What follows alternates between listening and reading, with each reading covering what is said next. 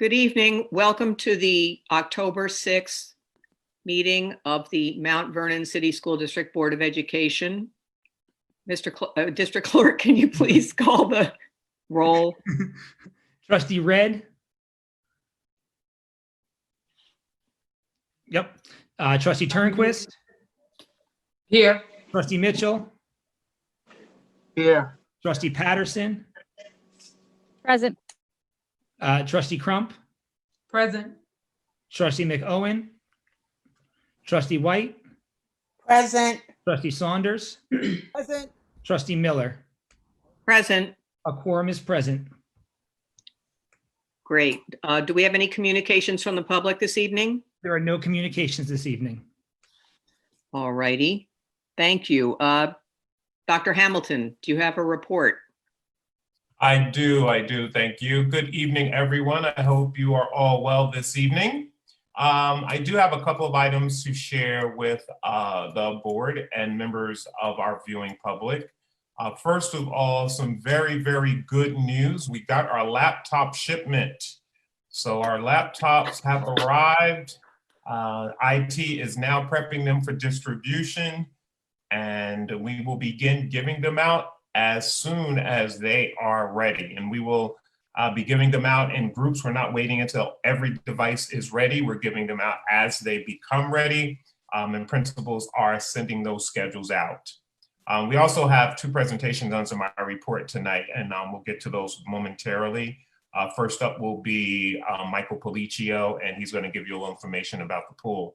But before we get to that, I just want to talk a little bit about the Title I meeting that happened to be held on the same day as the Facebook Live that I did to update parents. And so there really, while there appeared to be a scheduling conflict, it really was not something that could be avoided virtually, because I needed to get this information out to parents about the reopening plan as soon as possible. And that was the first night we could do it, and I could not risk delaying it any further. And Dr. BC had actually started sending those letters out September 1st for the October meeting. And I'm going to ask Dr. BC just to update the board on how parents will continue to get that information in the event that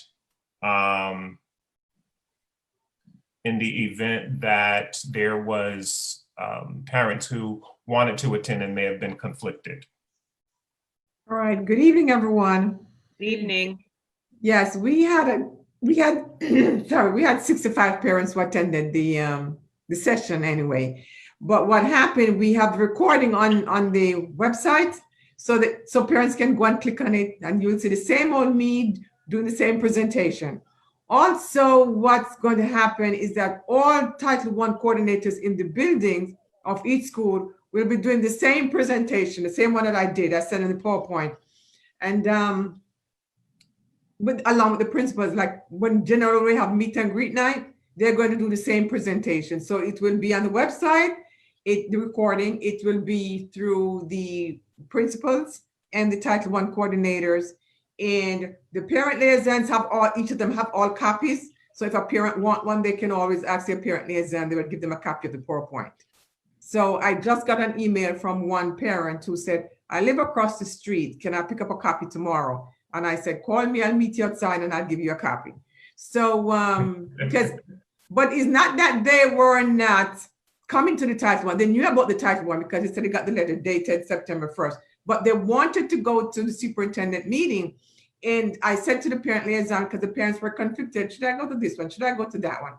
And I did tell the parent liaison, no, tell them to go to Dr. Hamilton's, because as far as I'm concerned, there is news about reopening, is news about back to school, and they want to hear that. They can always hear the Title I again and again and again. So they made their choice. The people who came to my meeting, that's the first thing I opened with, they said, it's okay, Dr. BC, we don't have any problem with what Dr. Hamilton is going to say. We are okay with what he said, so we are here. So, and I split my parent liaison. You have some of the parent liaison come to my meeting and some go to Dr. Hamilton's meeting to support it, because we have to work on a team, because we know that he has some very, very burning answers to give to the parents that must be addressed. So whatever the parent needs in terms of the the Title I presentation, I'll make sure they have it.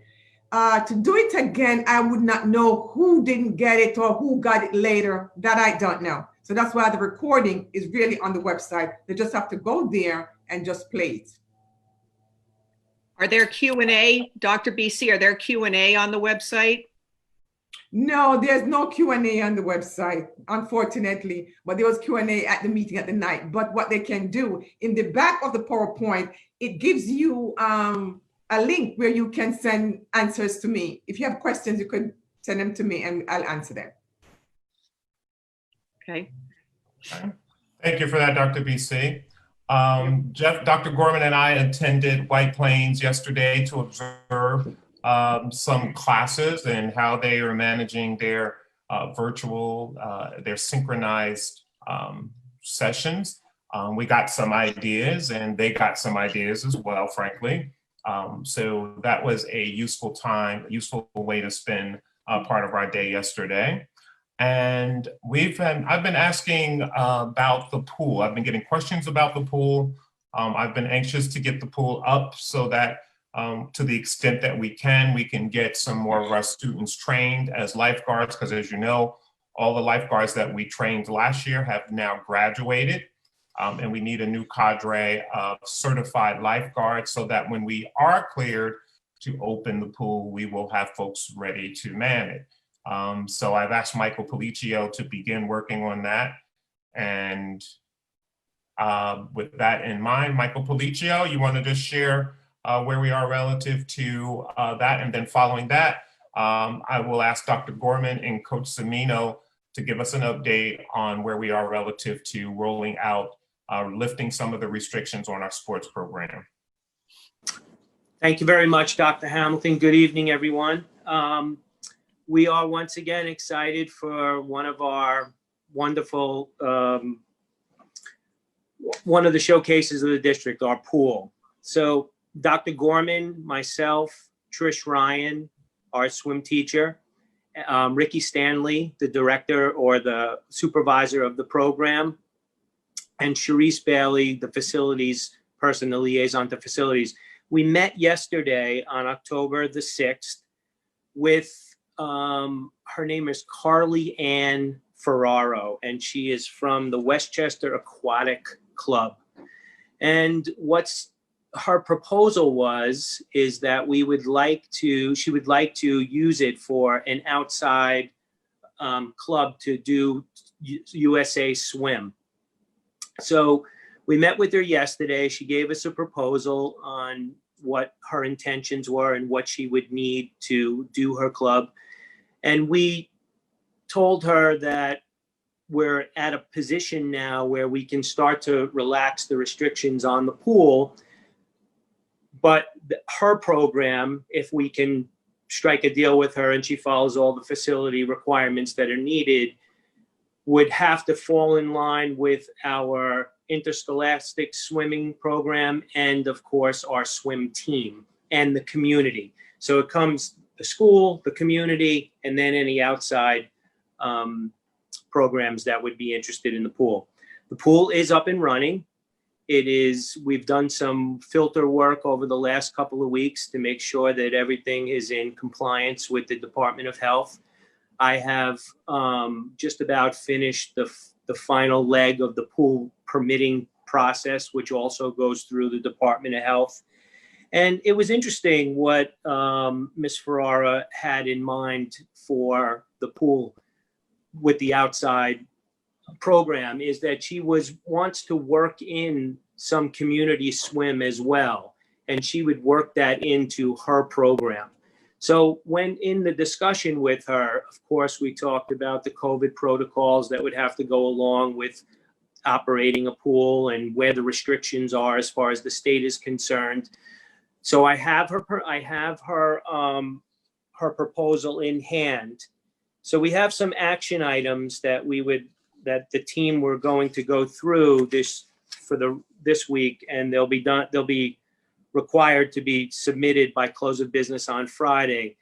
And that requires checking some of our neighboring districts that utilize the pool, like New Rochelle, White Plains, Mamaroneck, Ardsley, and Chelsea Piers. So we are at a position now where we can offer the pool to her and our program in order to get it, to keep it going up and running. So I think we're in a good position. I've been working closely with Dr. Gorman and the team.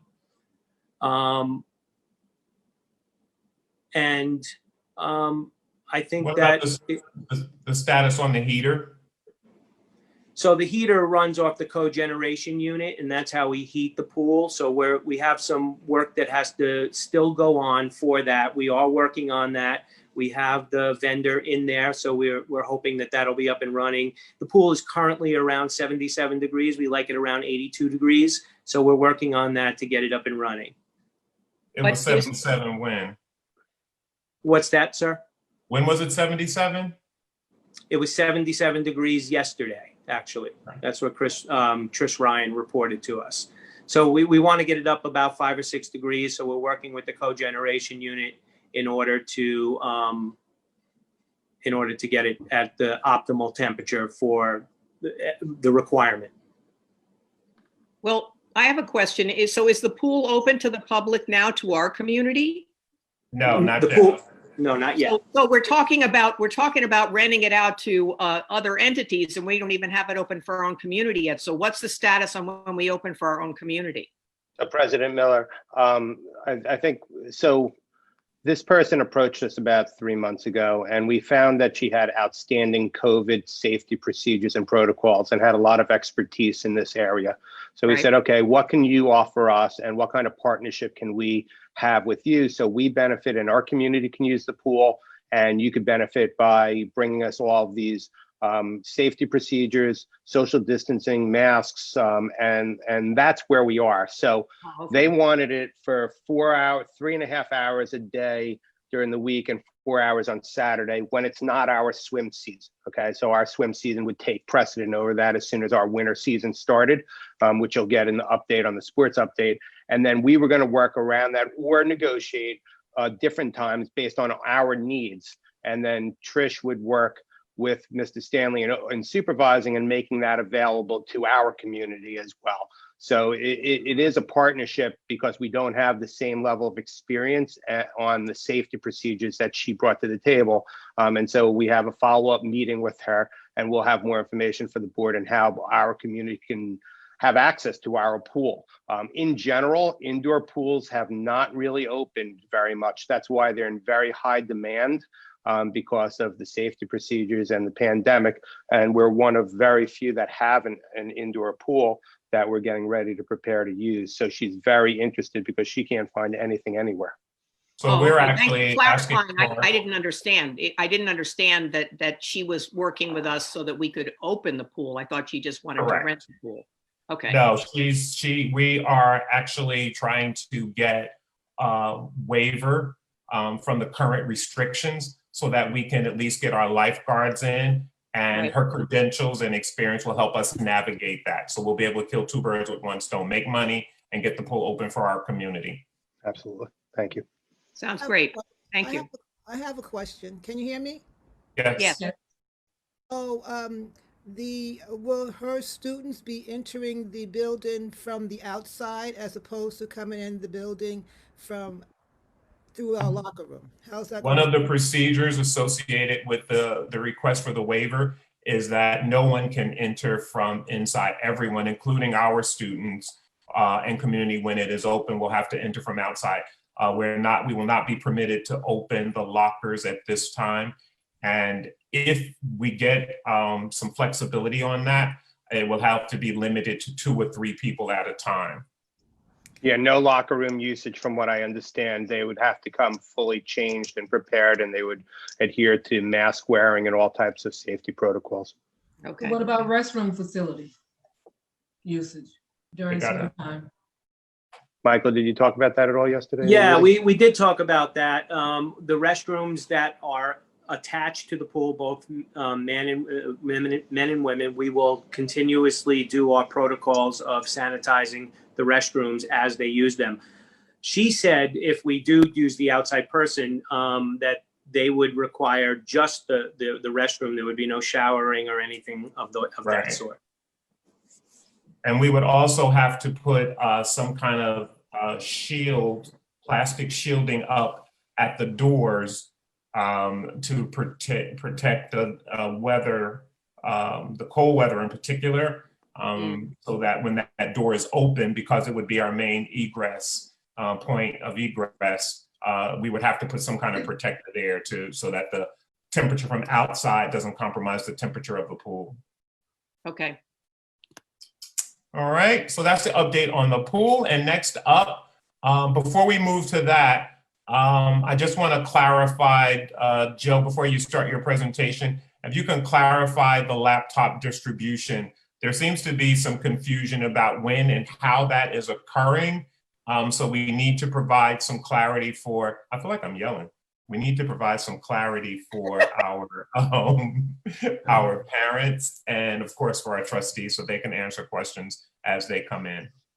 Sure. So we're very excited to let you know that we've already done, a couple of thousand devices. We had about 1,500 devices that went out wave one. And those went out to high school students and pre-K through pre-K, kindergarten, and first grade students. Schools are in the middle of wave two, which includes grades 6, 7, 8, 9, 10, 11, 12, anybody who filled out the form, and as well as going back and doing so pre-K through first grade, as well as all our ENL students. Wave three, which is the big one, which is coming with this new shipment coming, will take place in a couple of weeks as soon as we get those devices ready. So right now, schools are giving out devices. They've given out devices, and there's more devices coming. So because we will in total have given out several thousand devices, we are doing this in waves. As the devices get ready, we try and get them out to students in ways that make sense. The schools are reaching out to the parents directly and scheduling them. So parents that said, I want a device, schools are calling them, they're reaching out, they're scheduling it, and they're coming in and they're picking up the devices. If parents haven't gotten a call from the school yet, and they're wondering, hey, what's going on? Where's my device? I know I put one in. Be patient. Wave three, which is the big wave, is coming, and that's going to be grades 3, 4, and 5. So any students in grades 3, 4, and 5 that haven't gotten a device, they are part of wave 3. If somebody is part of another grade and they haven't gotten a call, that's because they probably haven't filled out the form. So they may want to call the school and just let them know, hey, I messed up, I need to fill out the form, or there was a problem. And schools are going to actually be now taking a more active role in talking to the parents. So this way, we want to make sure that anybody who needs has, whether that's a computer, whether it's an iPad in the lower grades, a laptop, or a hotspot. And really important, anybody that doesn't have access to the internet and needs it, we are providing. We have several hundred hotspots available. So as we hear the need, we are delivering them. And we've given out about 150 hotspots, one per family already. So very. So I'm sorry. I really want to, I'm sorry, Trustee Munoz-Patterson, was that your voice? That was me. Yeah. Okay, go ahead. No, my question is, so I've gotten a number of calls from first grade, kindergartens, seconds, all part of the group that I feel like you said should have been contacted already. And they have not been contacted. And when they contact their principal, they're getting a very frustrated, hey, I don't know what to tell you kind of communication. And that's why I reached out to you the other day to say, hey, listen, I'm confused because I requested something for my child. My child is in that group and my child hasn't gotten the communication yet. So just to be clear, if somebody is in the group that should have already been given and they did not get it, should they be reaching out to the principal to remind them to say, hey, listen, please make sure I'm on that list. I know I filled out the form, whatever it is. Or should they be reaching out to the district? I just want to make sure that we're all on the same page as to what the process would be. I don't want parents to have to chase people around for that. So let's just troubleshoot this, right? So the wave of devices that were given out were for people who already indicated they needed one. Many of them didn't pick them up after they asked for one. So then we went to the next wave of people after we tried to make contact with them. But I think, Joe, what we need to do just to make sure, because I hear what Trustee is referring to, is we need to be communicating to principals what a distribution schedule looks like so it's consistent across the across the district. So you don't have one school doing them this week and another principal saying, well, I'm not doing it until next week. So if we can create parameters, so we say the week of so-and-so to so-and-so, we're giving them out to this group the week of so, and that way everybody, how the principals manage it, of course, is up to them. But we should have a consistent schedule for clarity now that we are ready to go to the big wave of distribution. So something else worth mentioning, we do know that some parents I've kind of worked with have said, I know I said no on the form and I changed my mind, or they said no on the form and they're asking for a device. If they said they didn't want one, we're not preparing one. So some of that is some of the confusion that we're seeing. The other piece that we're seeing is parents that got devices last year, we're not engaging with those families yet. We want to make sure that we have with those specific students. So if a family had two or three children in the household, one of them had a device, they may have gotten calls for those other two. The third one that has a device, because they have a device we haven't engaged with yet, we will. Once we make sure that everybody has something, we're then going to go back and speak to the families that got devices last year because we want to update those devices. So I think that's important. We need to make sure that parents are getting the calls, though. That's what I sense is happening. Parents who had, based on what we've communicated, the expectation that they would have been contacted already for that first wave based on the grade and their request and filling out the survey, etc. They've complied with all of that, but some may not have gotten that call. So we need to follow up on that and make sure that our principals are effectively doing that kind of follow up so that we don't go to the next wave and the first wave isn't complete. That's what I'm concerned about. Right. Well, I know the principals continue and the schools continue to call the parents and they're doing outreach. I mean, their goal is to give every child who said they wanted a laptop. So I know that outreach is continuing. All right, and I'll follow up with the principals. I'll actually do that tonight. Trustee White, did I see your hand up there? We can't hear you, Trustee White. Mute yourself. I heard pre-K to 1 was the first wave, 6 through 12 was the second wave, and 3 to 5 was the third. I don't hear second graders. Oh, I'm sorry. Second through fifth is the third wave. I'm sorry, did I say okay. 3? I'm sorry, I slipped the tongue. Second through fifth is the third wave. And this is the wave we're on now, wave 3. We're on wave 2. We're prepping the devices that just came in for wave 3. So the second, third, fourth, fifth graders are getting the newest machines that just arrived this week. Now, are they required to return these at the end of the school year or when we go back in? There will be a requirement to return them for updating, et cetera. Students that are in summer school, we'll work that out as we get closer to. Okay. Yeah. These are not gifts, though. And if a computer is broken, who do they call? That's a great question. That's so important that people know what to do. On the district website, under students, there's a section right under students that says, students report technology issues here. There's about a 3-second form they fill out. They describe the issue with as much detail as they can. The technician then reaches out, tries to remotely solve the problem. And if they're able to, the student is great. If they're not able to remotely solve the problem, then we talk about swapping it with the device. So that's the process that works very well. But it's really important. Thank you so much for bringing it up. It's really important that parents know where to go for technical support. But if the laptop is broken, how can they go on the website? Through a phone, through any mechanism at all. Okay. So I have a question that's not pertaining to the laptop device itself, but the students go to Zoom often and their accounts are being hacked. Do we have some type of lock, or is there a type of way we can keep down their devices being hacked? We are looking at ways of tightening security for Zoom. That's an increasing field. So absolutely, it's on our radar. Joe, just speak on teachers setting up Zoom with passwords and setting their own security measures. If it's being only given to their class, then they are the only ones that really have access to it. And I know kids are being kids, so we're entering a different world of virtual issues, but teachers can take precautionary and are told to take precautionary steps in setting up their classrooms, correct? Correct. So teachers actually have a waiting room. They have a password. The only people who can get to the Zoom are students that have that link and that information, or somebody they shared it with. What teachers have the ability to do is look at a name. If they don't recognize a name, they don't allow that student in the room. And it's pretty much as straightforward as that. Now, there are ways around every system, and I'm not going to talk about ways to beat Zoom, but we've seen some things. And so we're looking at ways tightening up. But yes, absolutely, there are ways that teachers can and practices for them to minimize any of those interactions. I have a question. Has the district thought about using a Google Classroom instead of Zoom? It's a completely different platform. There are alternatives to Zoom. But I think our next step is to work with staff to make sure that whatever is happening, we do it through training, which is always our first step. And we're looking at requiring students to log into Zoom so we know specifically who they are. So it's a very similar concept to what you're talking about. So our question was, have we considered Google Classroom? We have not, because we're not a Google district. For us to move over to Google Classroom would require new textbooks, new software, it's a complete overhaul.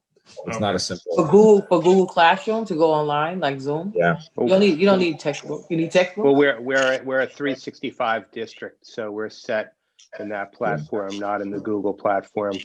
So it would be a planning and an expense issue more than anything to roll something like that out, and we wouldn't just roll it out like that. Teachers are trained in this platform as well. Yeah, because the issue with like Zoom is like when you're live teaching, and if you're on the other side of the screen, that's the difficult part with blocking people out, etc. and so forth. So, question: Are the administrators able to control from their end in regards to Zoom? I'm not sure I understand the question. All right, so just real quick, I'm sorry to take up your time, but no, this is important. I appreciate that. Okay, so what we've encountered at our school is maybe students who may have not been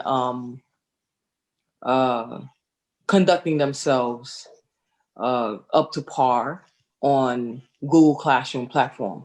The administrator is allowed to control if the student can attend that class, or the student cannot attend that class and have to go to maybe a class with the dean until they're allowed to go back into that class. With Zoom, you are allowed to control who comes in and out, but you have to actually be sitting here in front of the computer when you have some teachers who are teaching from their board in the back. That's just, I'm just putting that out there in regards to when it comes to Zoom. But I'm not sure if administrators are allowed to, like Dr. Hamilton would be able to control who goes in the room and who doesn't go in the room, who's allowed and who's not allowed. And it takes a lot, because that means all the students have their own email addresses, et cetera, and so forth, but just to give it some consideration. So that's a great point. And one of the things you can do with Zoom is you can kick people out. So even if somebody comes that isn't supposed to with a swipe, you can kick them out, and they're not allowed back in for that whole Zoom. Right, I get that. But what I'm saying, go on, Mitchell. No, go ahead. I'll let you finish. Go ahead. Right, but what I'm saying, I know that that's that ability, but it's more of a control where that person doesn't come back in until they have the authorization to come back in, right? Because we do have students, I know that people may say, how can that be? But we have some students who had to be suspended, right? Because of bullying, of cyberbullying during our classroom times, in the chats and things of that nature. And administrative, we have to control on whether or not that child can go back to that classroom or cannot go back to that specific classroom. Like, that's why I'm just bringing that up right there. All right. Right. That's certainly a new problem, right? I'm sorry. That's right. I just wanted two things. First, I sat in on a policy board of Westchester meeting earlier this week, and we were talking about being able to, the teachers have the ability to lock out the class once everybody's in. They have lists of attendees that they should be utilizing so that they can tell who's coming in and out. They have the chime alert, which lets them know somebody's waiting to come in. But they can also lock the classes when everyone is in to avoid extra people trying to just log in and shouldn't be. So there's much more I think that's available to us to learn for the teachers to be able to truly be administrators in their particular classroom. I'm pretty sure of that. I'm a big fan of Google Classroom as well, Cynthia, Trustee Turnquest Jones. I'm a big fan of Google Classroom, but I do understand that the cost, because we're on 365.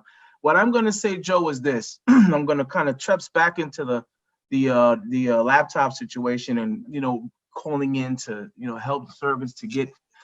I had a parent today who reached out to me and said, you know what, Trustee Mitchell, the help desk finally got back to me today after an entire month when I needed to get into Schoology so my child could access their work for the day.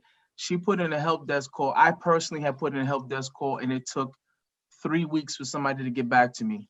And she came back to me, this person came back to me today, and this is a parent she has 2 children in district. She said that she just heard back after a month from the help desk. So how does that put parents in a light to feel confident that with these laptops, that you got new laptops coming out, you got some people who are Apple users only, you got some people who, maybe may not be that savvy.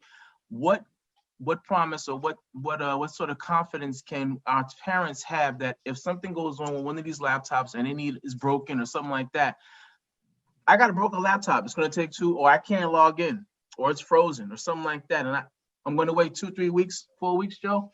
That's not something our parents can't be in that type of situation. So what kind of confidence are you offering with this? How are you going to support these devices?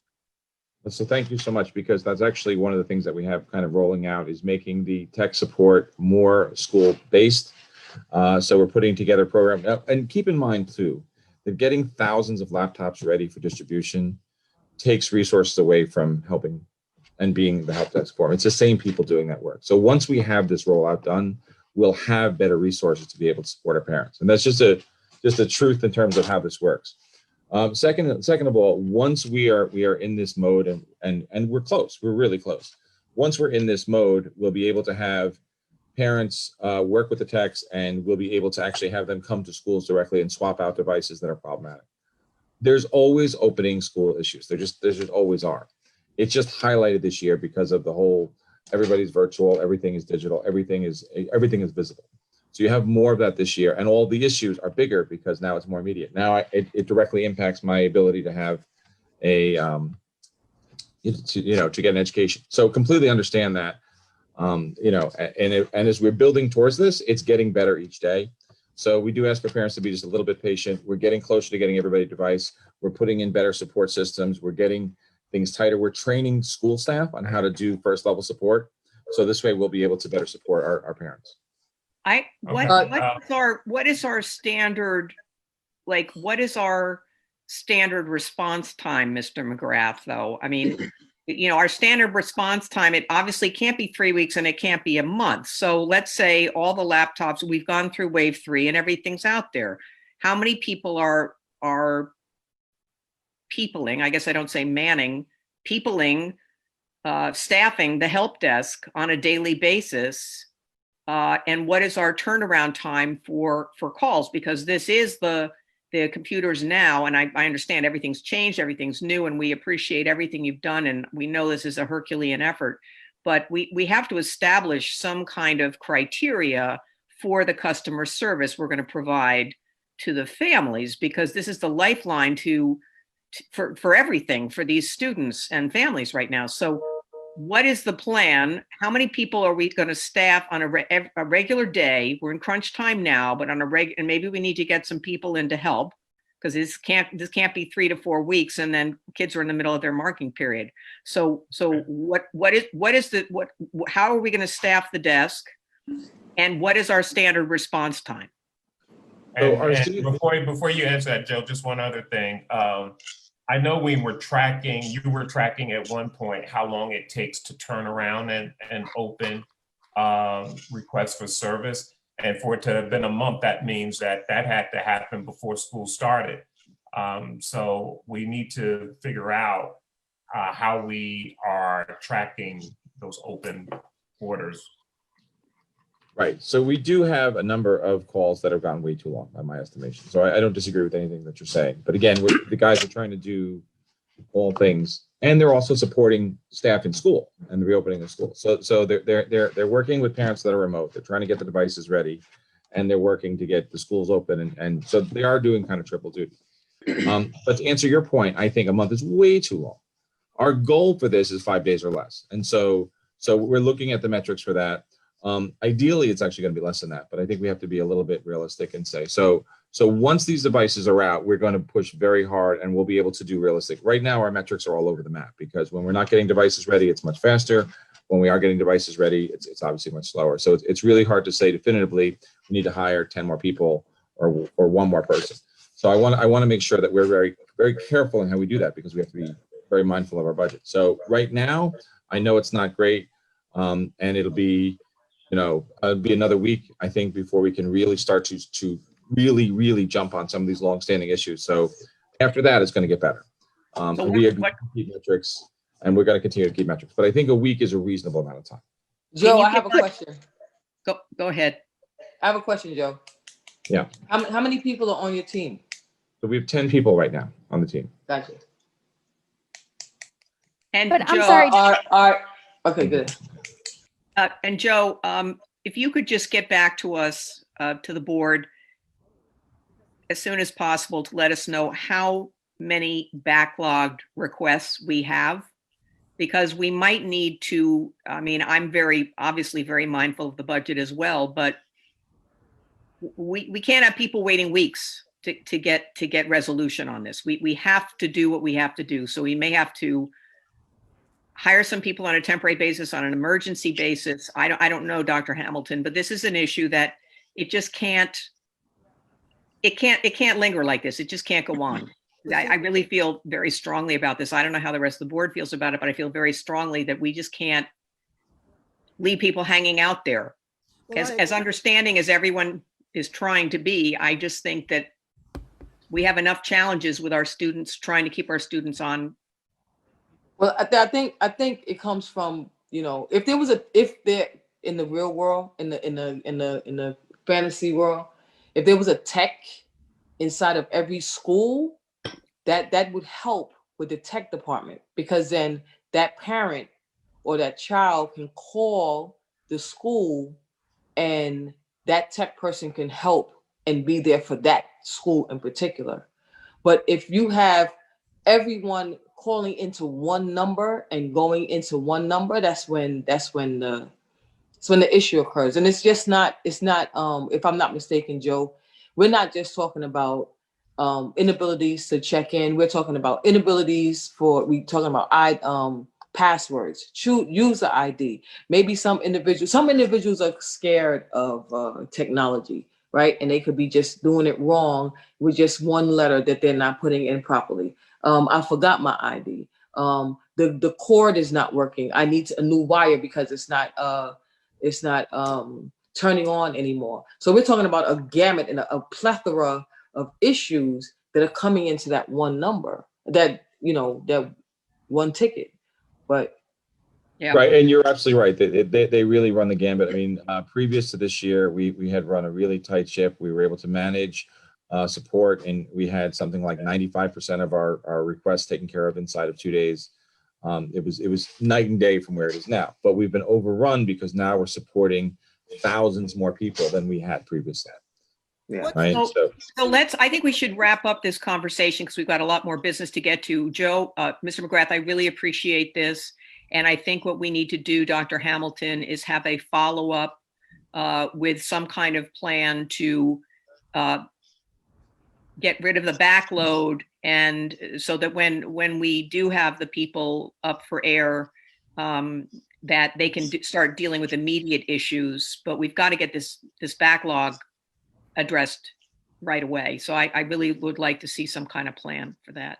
And then we need maybe in this new world of digital learning, we're going to have to, and even maybe with hybrid learning, we're going to have a bigger help desk during the school hours. And I don't know. And I know we have tech links, but we just need a plan. So I think if you guys could come up with a plan, we could feel really assured that when we tell the community that help is on the way, that help is on the way. Great. And it's not to denigrate what anyone's done. I really appreciate everything, but we have to have a plan. Right. I have to tell you that I speak to a lot of other people in my position in other districts, and this is not an uncommon. We're all struggling to find the right path because things have changed very rapidly. Of So course. this problem is almost, I want to say it's universal, but it's very common in districts. But I want to be the district that doesn't have the problem. Absolutely. I want to be the Absolutely. district that does the best job of servicing our e-learners. So, But it is a universal problem. sure. And the reason why I spoke about having a tech person inside the school, because the school that I'm in, we have a tech person. Yeah. And so we have Okay. parents lined up at 8 o'clock in the morning because they have tech issues. But like I said, like Joe said he needs to hire more individuals, and with the budget, who knows? But I do Right. understand it is a universal, it's a major issue right now. And so Okay. we are really, We're going to come up with a plan. That's great. Thank you. And so we're going to come up with a plan. Now, Dr. Hamilton, is there another report? Yes, we have the update on the sports, the status of lifting some of the restrictions on the sports programs. Jeff will start that conversation, and Coach Semino is here to support it. Good evening, folks. Again, I'm going to share my screen, bring up PowerPoint, and Coach Semino will walk you through with our updates on athletics and sports. I wanted to show you my cool little PowerPoint intro. Ready, Coach Semino? I'll turn it over to you, and I'll do the slides for you. All right. Good evening, trustees, Dr. Hamilton. This is what we're facing right now. This is what we're offering. This is called Fall 1. Usually there's only one fall season, but with COVID now, we have a separation of the normal fall sports. So what we're starting up with right now, boys soccer, girls soccer, boys cross country, girls cross country, and girls tennis. The teams will meet at the high school. Some will start at 4 p.m. with their practices. Some will start at 5. And we'll also be practicing on the weekends. They're allowing us to catch up with practices so that we're ready for our contests. Football, this is football, getting a little chilly football kind of weather. So football, volleyball, fall cheerleading, we're all moved, and that's going to be in Fall 2. They're calling Fall 2, and that'll start March 1st, 2021. Girls swimming was actually moved by our section. Dr. Gorman alluded to it before. There are very few districts that have access to a pool. Rentals have been totally shut down in most communities. So girls swimming will start March 1, and we're waiting to see if we're good to go with our winter sports. So winter sports originally scheduled for the second week of November have been pushed back by NISFA, New York State Public High School Athletic Association. Now the start date is November 30. November 30, we have our indoor track, boys and girls. We have wrestling, winter cheer, boys and girls basketball, and the boys swimming. Even though their sports on the modified level, grades 7 and 8, have been either canceled or postponed for the fall, the jury is still out as far as modified sports for the winter goes. So these conversations are being held at the state level, the sectional level, and then the athletic directors level also. So we gather information, and then we come back to bring it to Dr. Hamilton and Dr. Gorman. Here's some of the things that have come. We actually got a 50-page booklet to follow with many specifics on how to try to navigate this unusual time. All athletes must get a COVID test before they can participate. That is our policy here in Mount Vernon. The athletes are working on getting it done. Masks must be used in conjunction with the social distancing. The Department of Health rules on this, and you may hear a lot of different stories about masks. Basically, what is being told is that you must wear a mask unless you don't wear a mask. Now, if that sounds very confusing to you, it certainly is to the state directors and the athletic directors. What the Department of Health is saying, they would prefer athletes to wear masks. There are certain instances where the athletes feel or say that they cannot wear a mask. So that is allowed. Some districts have tried to legislate to be more restrictive in that, and the state is warning against doing that with the possibility of a lawsuit. So currently what we're doing at the high school, almost, I believe it was 100% yesterday when I was at the workouts, the masks are being used. We have our trainer, Sasha Gay Harris. She's taking everyone's temperature as they come out. The masks are being used, and the social distance, when at all possible, is being adhered to. B&G, Buildings and Grounds, they are cleaning our areas for us, disinfecting. We're going by all the protocols that we have.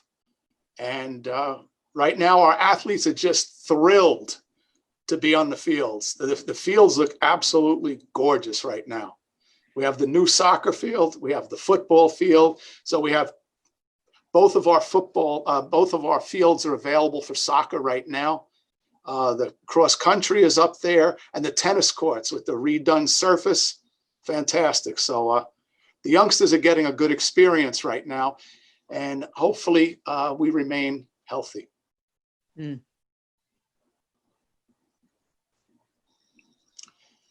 Thank you, Coach. My pleasure, Trustee, my pleasure. Thank you. It's a crazy time. So when the students start at 5 o'clock, I mean, after daylight savings time, what kind of happens? They're getting them out of there about 6:30. Normally practices would go 2 hours, but when they're starting at 5, they're being dismissed at 6:30. But when it gets dark at 5 o'clock, are they Coaches- practicing indoors, outdoors? No, we're right now with fall, we're staying strictly outdoors. Okay, and do we have adequate lights? I'm just checking, I don't know. To get to dismiss and to get over the bridge and out of the high school, yes. Great, thank you. Thank you very much. Thanks for hanging in there. My pleasure, my pleasure. Any other questions, trustees?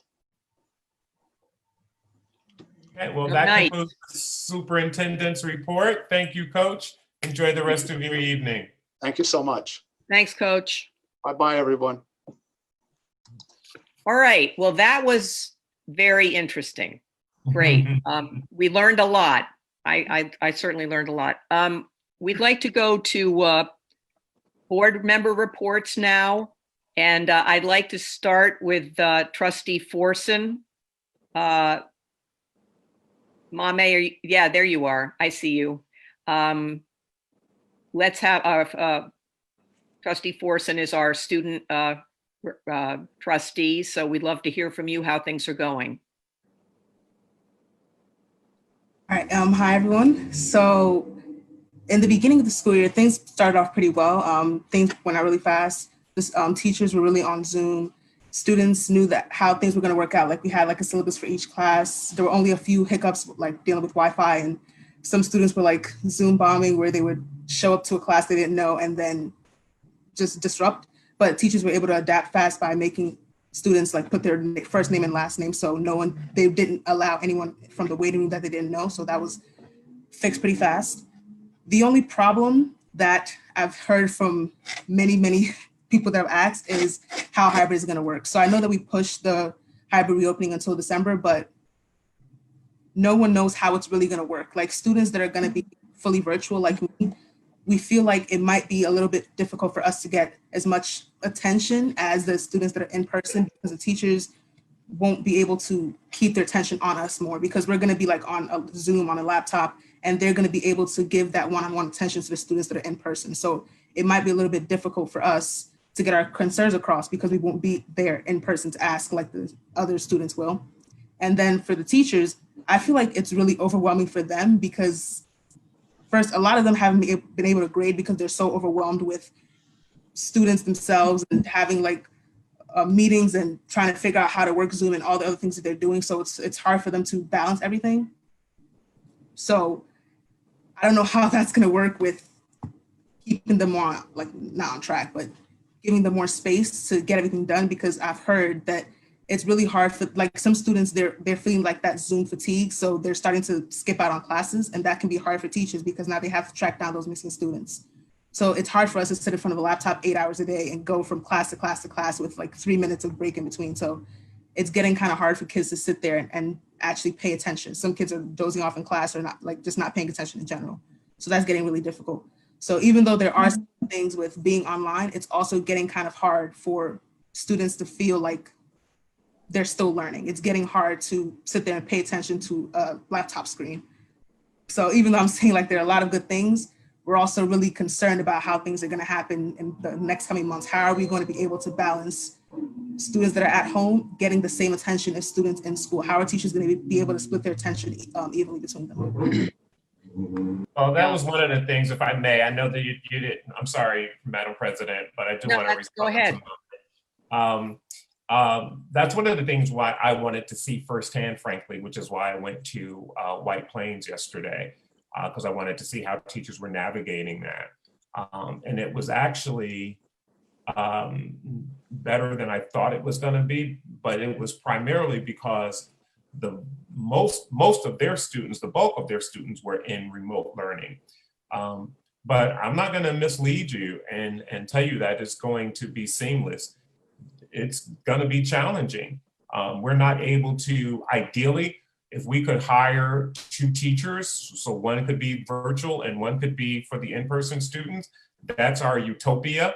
But we're not able to do that. New York City did it. They hired 4,500 teachers, at least they planned to. They still didn't get through their hiring process with all of those teachers, but that's utopia, to be able to split one class into 2 environments. I do think it's going to be a little easier than it may appear to be, but to say that both platforms are going to work equally, I think that's misleading. I think we are going to find that some teachers are going to manage it very well, and some teachers, until they get their rhythm, it's going to be challenging. What we anticipate is offering a fully synchronized program so that teachers are working with both environments virtually. The high school schedule will be a little different. I'm going to let Dr. Gorman, I see his hand up, I'll let him address that in a little bit. But at the high school level, it's going to be a little different because students are on a modified schedule because students are divided into cohorts, A and B cohorts. Dr. Gorman, you want to jump in on that? Yeah, thank you, Dr. Hamilton. MMA, I think, so we shifted our reopening. So we're not in a hybrid, we're in a synchronized environment. So that means teachers will be teaching the virtual kids and the face-to-face kids. So it's one classroom, just some of them will be in person and some will be home.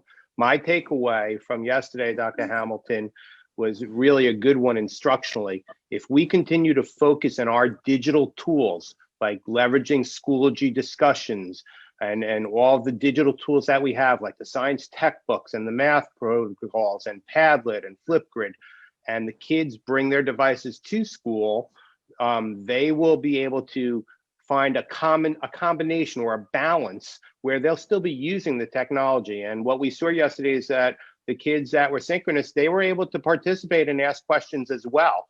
I originally thought the shift would be, I have to give full attention to the kids in front of me and the virtual kids might suffer, but the flip might be the better way. And like you said, Dr. Hamilton, it's finding the balance. We're readjusting our professional development for teachers. We're doing more coaching of them, and we're going to be offering new courses for them on Wednesdays to really get the balance. I'll tell you one thing that we heard yesterday that resonates with us so much. Planning is so important. It's so much easier when you have like a PowerPoint like I just had. It was easy for me. I was fully prepped, so it was easy for me to just turn it over to Coach Semino. That is so important in this environment because things will go wrong no matter what, and you're going to have a plan when they do go awry. We talked to students, we talked to teachers, we talked to administrators yesterday, so we got the full gamut. And kids didn't know we were going to be there, so there was no show and tell. So it really was a good experience, and we have to customize our PD for our teachers. That's key. So I think you're going to find that it's going to function more like a college level course in terms of integrating technology more, so that Zoom fatigue that you talked about doesn't become prevalent across classrooms and across grades. But I want to keep your feedback, Mame. I want you to continue to share what you're hearing from your peers and your colleagues. We have a superintendent's advisory meeting coming up soon. So we'll hear, I'll have a chance to hear from more of your peers as well about what their experiences are, and we'll monitor and adjust based on where we are. But I wish we could hire 2 teachers. That would be perfect, but we can't. Anything else, Mame, that you would like to share tonight, or? That was basically it, just figuring out how hybrid is going to work, but that was a good answer. Thank you. Yeah, I think we're all trying to imagine how it's going to work, but I'm really glad that Dr. Hamilton and Dr. Gorman took the initiative to go and see it firsthand. And I agree. All we can do is plan and prepare as much as we possibly can. So, okay, thank you very much. Thank you, Mame.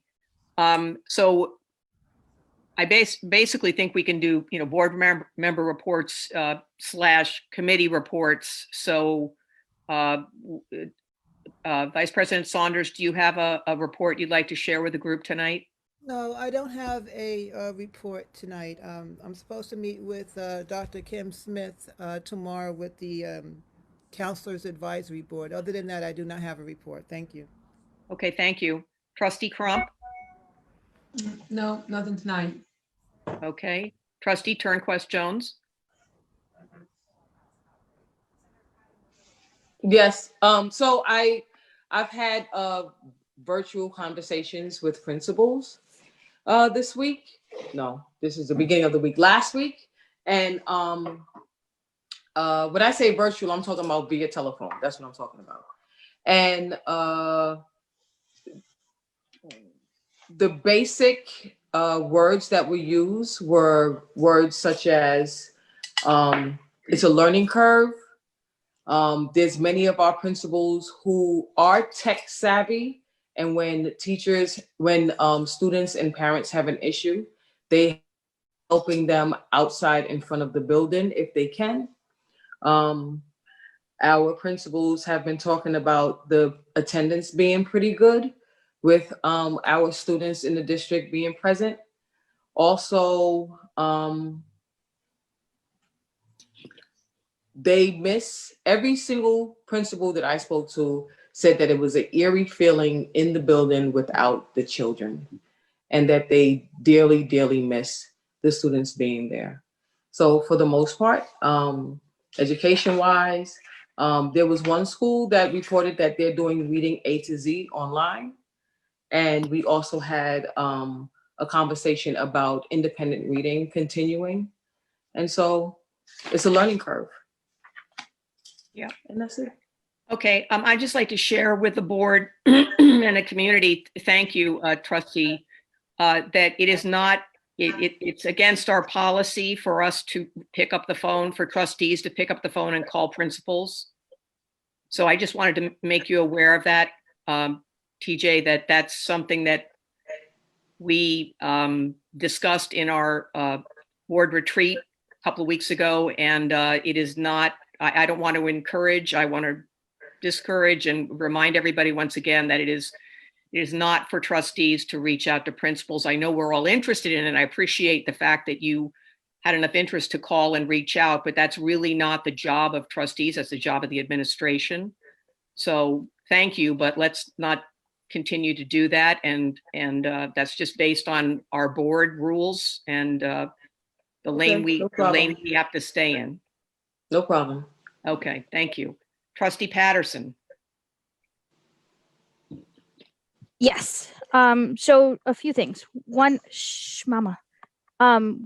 My first thing is I attended Mount Vernon's National Night Out, which is at Hartley Park today. Okay, you have to go over there to talk to Daddy. She didn't want to talk to me until I started giving a report, just so you guys know. But anyway, so it was awesome. Fire department was there, police department was there, youth bureau was there, everybody was there. It was really great. And it was nice to see everybody out. Second, we had a budget committee meeting on the 29th, Tuesday, and a few things that I wanted to bring to everyone's attention. So first is we're going forward, because we are very concerned about how the budget is looking at this point. We're going to have a report coming out. I think it's half a year, Mr. Silver? November 1st? Yes. On all unbudgeted expenses. So anything that comes up that was not part of the budget will get notification on or around November 1st. It'll come to the budget committee first, and then I have every intention of bringing it to the whole board. So that way everybody's kind of on the same page as to where we are and how we're standing at that moment. Second, the great news is 94% of all due taxes have been collected up until this point. Right? It's very Great exciting. job. And it's in our hand. The other thing, and I know I really want everybody to kind of keep this in the back of their minds. So we've discussed numerous occasions that the state is threatening to cut our budget. The threat is now 20% of all state aid, not foundation aid, but all state aid that is still outstanding. And everybody should also know that, $2 million has been cut already, if I'm not mistaken. Yeah. So just keep that in the back of your mind, public, everybody, that we're facing potentially cuts of astronomical proportions. I feel kind of like Chicken Little screaming the sky is falling right now, but because every district is facing it. But I just want everyone to know here and now that's what we're facing today. Thank you. Okay, that's sobering. Trustee White.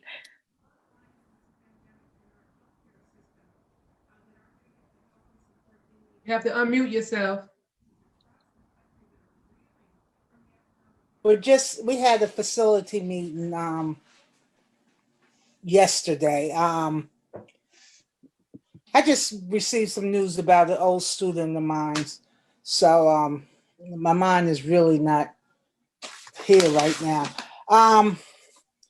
We talked about we have enough PPE materials. They're at the school buildings already. They're B&G are ready for the kids to come into the schools. Safety is their highest priority. We talked about Williams. We couldn't really go into big details because it's still under investigation. But we did have a air specialist come in and tested the air, and is now clean for the teachers to return. What else? Ms. Crump, what else did we talk about? I'm so confused right now. Work orders will be located in all areas of all buildings, and custodians will have to sign in and sign out of when the time that they clean those buildings, the certain rooms like the bathroom, what time it was cleaned, and they have to initial it so we know what custodian did what, and the doorknobs and the handles, all the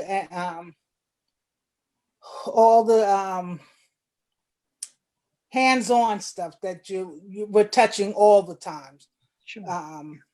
Are being cleaned constantly. So it's like a circle formation. They would just keep going around and around to keep this clean. So we're really at a good point with PPE. Our parents should be really glad that we are, I feel that the students can come in and feel safe at this time. We talked about petitions being placed in 3 or 4 desks in each classroom so that the students can, they're having a hard time with the mask, especially in special ed, they can go and sit at these desks and take a breather. Also, we talked about, I was in Scarsdale and I had heard that Scarsdale was giving out their petitions, but they weren't giving them out. The parents were ordering them through the school district. So I thought that was a good thing that we could do if we wanted to. If parents wanted their own 3-sided petitions, they could order them, and that would be up to Dr. Hamilton and Mike to get a price and see how we can really give them out to the students. Yeah, I actually mentioned that on my Facebook Live, trustee, because I saw that as well. So I'm sorry for jumping in like that, but no, that's great. I saw that and mentioned that on Facebook Live, that if parents wanted to do that, we would welcome that. Great. Most of our buildings are bond issues. Hamilton, their science room is still being worked on. The culinary arts at Mount Vernon High School still being worked on. Mandela is scheduled for a fire investigation next week, a fire investigation walkthrough. Hopefully we can get the OC, what is it? OCP. Certificate of occupancy. Yeah, that.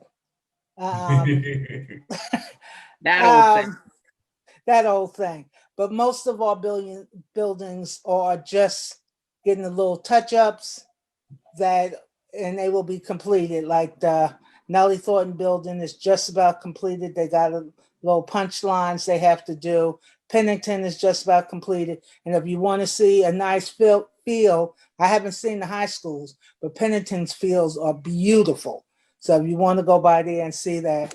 Mandela is, we know about Mandela. And that's about it. We had a very good meeting, and our next meeting is November 2nd. And Great. if I may add in there, Trustee White. Yes. Trump, yes. I'm sorry, Trustee Saunders said something. No, I was asking the CFO for Mandela. Is that all we're waiting for to open? No, we still have some work to do on the inside. And as you know, that new building that's going up right next door to Mandela, it's a new 56 apartment building that will be right next door to Mandela. So we can anticipate, I'm sure, some more children. Right now, we're on their sewer line. We have to have that moved. So that's going to be something that has to be done. So we're working with the city and with the contractors on that to get that moved. Yes, Ms. Crump, jump in. Yes, just wanted to tag in and help you out there with what we also discussed in reference to the elections coming up. And yes, the COVID and the safety of using the buildings, because there are some entities that have the luxury of saying that, opting out, that they don't want their buildings used for elections, but school districts don't have that option. So right. Mr. Policio, the question of that was asked, and Mr. Policio spoke on that about one of the best things is that we don't have our children in school. We're not going to have our children in school then. So that would definitely help us out. There will be extra cleaning on the shifts, the staff that Mr. Policio Buildings and Grounds have set up for the building. Additional will be added to that because of the hour, from the 6 a.m. to 9 p.m. hour, in reference to our security staff to make sure that people are not able to roam the building as usual, but, tightening in on that they will funnel right to where the election is, and restrooms and the extra cleaning and so forth of that. And then once again, the fact that we don't have in school will help us out a lot with that. Mr. Policio said the Buildings and Grounds. Also, in reference to the food distribution, there was perhaps some concerns about, since children don't have to go to specific schools to pick up their food for the grab and go, they can go to the nearest location, about maybe one location getting more participants than another location. So what's happening with that? So Mr. Policio also, spoke on that, on how that's done and being monitored.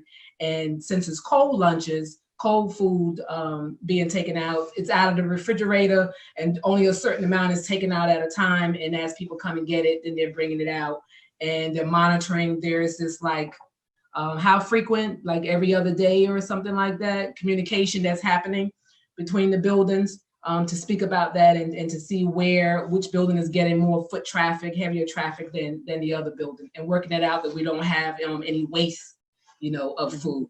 So that's, a good thing. And so pretty much, that was about it. Thank you very much. Thank you, Thank Trustee you. Crump. But I know that election piece, that's coming up soon. That's very It's important. very important. Yeah. All right, Trustee Red, do you have a report this evening? Yes, I happened to stop by Graham's School on Monday to check out the Grab and Go program. And it was a great program. I spoke to Miss Finley, who was there, and she was just giving me the runaround, like giving me the whole way it goes. And just looking at the program, it's a great program, number one. And I had to post it on my Facebook because I think it needs to be more attended because I don't know if a lot of people know about it. So they say we're giving out like 20 to 25 lunches a day and breakfasts. So, let's get the word out there. It's a great program. Great. I have a question about that. The grab and go. If there's ever an abundance of leftovers, does that go to the seniors? Or what happens to it? Does it stay until the next day? How often does that get replenished? Well, I can answer that unless Mike wants to answer it. Dr. Hamilton? Yes, Michael, please. Okay, Mike. So, as Trustee Crump explained, we monitor the distribution at each site. So each site, each day or every other day, I'm in contact with Amanda Plummer. She is the person in charge at Whitson's. And we monitor the amount of food that is prepared and where it actually goes. If we have an uptick in one area, because don't forget, they can go anywhere for their food. So, and on Fridays, we give out extra food so they have food for the weekends and the day before a holiday. Like this Friday, we'll give an abundance of food because it's Saturday, Sunday, and Monday, being Columbus Day. So we are always giving out more if there's days off, and we monitor the exact amounts that we're giving out at each location and adjust accordingly.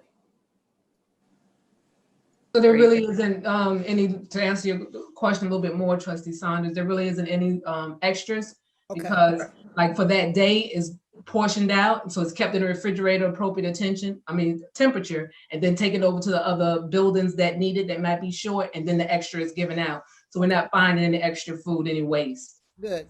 Thank you. Or any to have to take and give to the seniors or anyone else. Okay. Yeah, it's a great program. Great. Trustee Mitchell. Yes, I've been touring the buildings of the district with food services, in regards to food services, to ensure that our equipment is up to snuff, and also to make sure that our workers are getting what they need. Big shout outs to food services people who work hard tirelessly for years now, up until now, before now, and going forward. I got to meet some folks who've been working for the district and our food services for at least 15, 20 years, and got to really talk to them and find out what's going on in their buildings. Mr. Policio and I have been touring about, I think we covered 9 buildings so far, Mike? Yes, sir. Okay. So we're not only we're right now we're in the process of targeting food services related issues. So we had a hit list of devices, machinery broken. We went after everything that was on our list, and then we expanded to take note of everything that we saw elsewise that may not have been captured on the list. During those tours, I will say we saw lots of things. Like I saw a lot of things how we're taking care to keep kids safe, as far as say like water fountains, they have the part, the spout where the water comes out. Those have lock buckets on them now, so kids cannot access them. They have water filler stations at this where the water fountain is now. So, when kids are back in the building, we inspire you to please send your kids with bottles so they could refill like that, because the spout or the bubbler will not be accessible, I don't think, in any of our buildings at all. Again, just, as we finish our food services analysis, we then look at things that are going to get done, things that should be done. So I'm keeping as tight a schedule as I can, with Mike Colicchio, to make sure that what we're finding in our analysis of the buildings and the food services, that things are taken care of. And I'm not talking about taken care of by the spring. I'm taken care of by the time Santa Claus and all. No, I want to see this stuff should be done soon, ASAP, like by the close of the month. we're aiming for. And then we're going to do a district-wide building review. And I've said it before, and I'm going to say it again. Williams is on my target list because our South Side schools need to get brought up to snuff.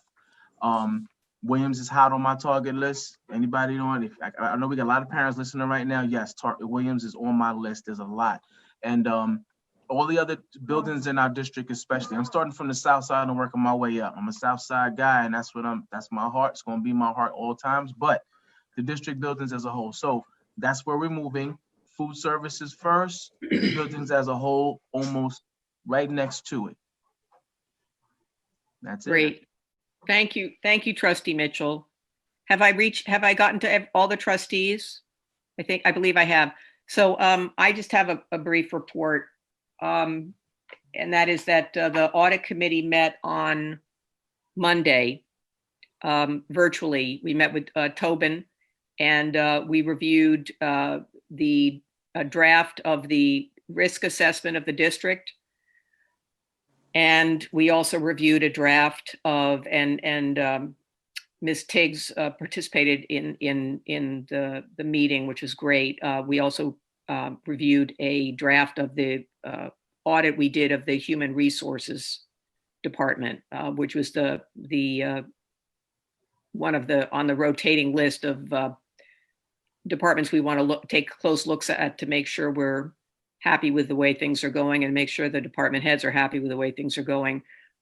So we did both of those, and we found a few areas mostly relating to technology that we think can improve our efficiency and improve, just workflow for our personnel. So we will be sharing these reports with you as soon as we finalize them.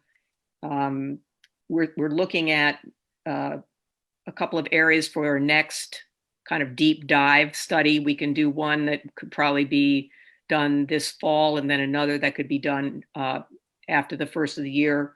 We looked at benefits, which is an area that our auditor is very interested in looking at, and because there's a lot of money obviously associated with that. And then also tax collections. So, and online, since we've started collecting our taxes, and congratulations to Mr. McCormick and the others that work on the tax collection. They said it couldn't be done. Well, obviously we did it, and it's fantastic. So kudos to the team. But it is something that we want to make sure we establish benchmarks on, and feel that we get a blessing on doing that as well. So those are two of the areas. And the third one we talked about, I believe, was looking at capital projects. So it was a very productive meeting. All the committee members were there, almost all of them virtually by Zoom. And I will update the board on when our next meeting will be held. Let's see what else.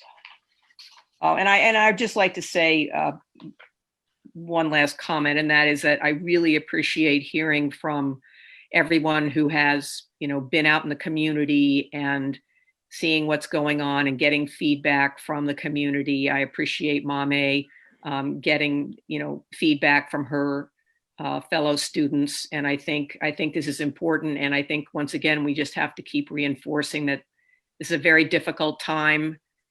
Everyone is facing all these issues. We don't know, when the end is not in sight yet. So we're not sure.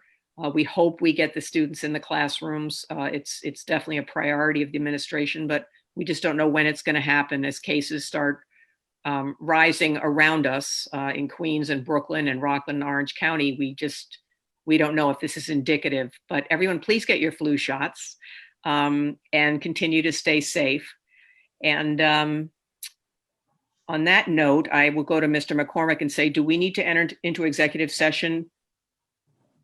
I don't believe we need an early executive session at this point. Okay. Dr. Hamilton? Okay. We don't need an early nope, we don't need an early exec, just one exec and no action after. Okay, great. So I'd like to go to, if everyone's okay, I'd like to go to the tabs and go to get a a motion to approve human resources item 5.1. Make a motion. Trustee Crump. Second, Second. thank you. Trustee Saunders. Any questions, comments, clarifications that are required? Did everyone get their questions answered today? Great, great. Okay, so all in favor? Aye. Aye. Aye. Opposed? Aye. Opposed? Are you opposed, Trustee Patterson? I am opposed to having an unmute button that I cannot find often, but no, I am. You with were this. an aye on the vote. I Okay. was a late aye. I apologize. Delayed aye. Anyone opposed? Anyone abstain? I'm sorry, Trustee Mitchell's on mute. And I can't see him. Can he hear us, Trustee Mitchell? Trustee Sorry, Mitchell? yes, I can. Sorry, had a little bit of technical difficulty there. I'm back. Are you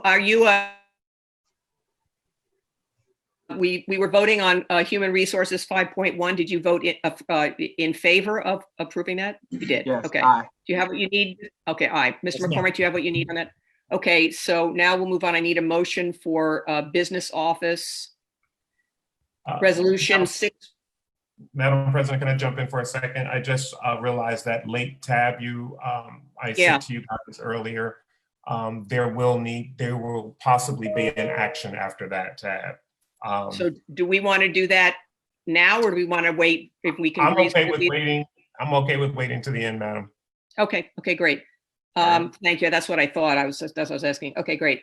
So a motion to approve business office resolution 6.1. Motion.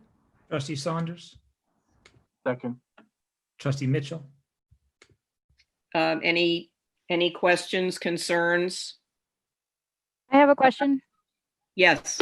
regarding item number 5, the rejection of the bid for the iPads. I was just wondering what the process was. I mean, I understand why we're rejecting it because I could read the fact that they couldn't follow the directions, but what does that mean going forward for, I'm assuming we need those. Mr.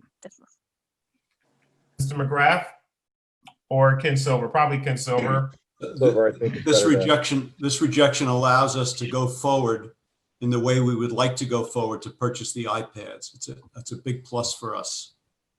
That doesn't answer trustee's question. Her question is specifically about the rejection. And besides the fact that it doesn't seem that the bidder followed directions, what does that mean for us in terms of acquiring the units that we need? No, they didn't follow directions. They did not meet the requirements, but by rejecting it, it allows us to go with a preferred vendor to do what we want to do for the iPads, to get what we want. So were we originally buying them directly from Apple? Is that what the bid was That is for? correct. That is correct. And then we went through a bid process. We threw out the I bids understand. and worked back to buying them directly from Apple. Super. Thank you. Thank you for clarifying. So we're just getting them from somewhere else. Yes. That's what I just want to be, okay. Yeah. Perfect. All right. Correct. So any other questions or concerns, clarifications? Okay, all in favor? Aye. Aye.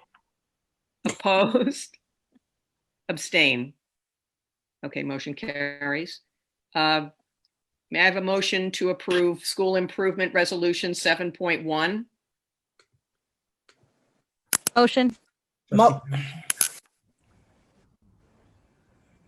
Second. Second. Thank you. Any questions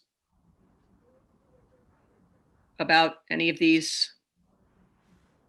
Okay. All in favor?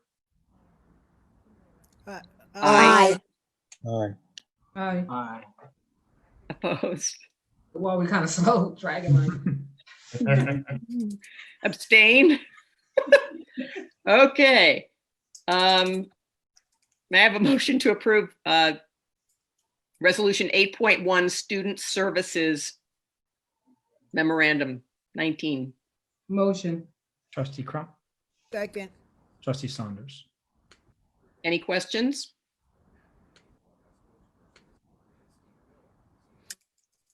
Okay. All in favor? Aye. Aye. Aye. Opposed? Abstain. Okay, thank you. Resolution passes. May I have a motion to approve Buildings and Grounds Resolution 9.1? Motion. Motion. Second. Trustee Mitchell.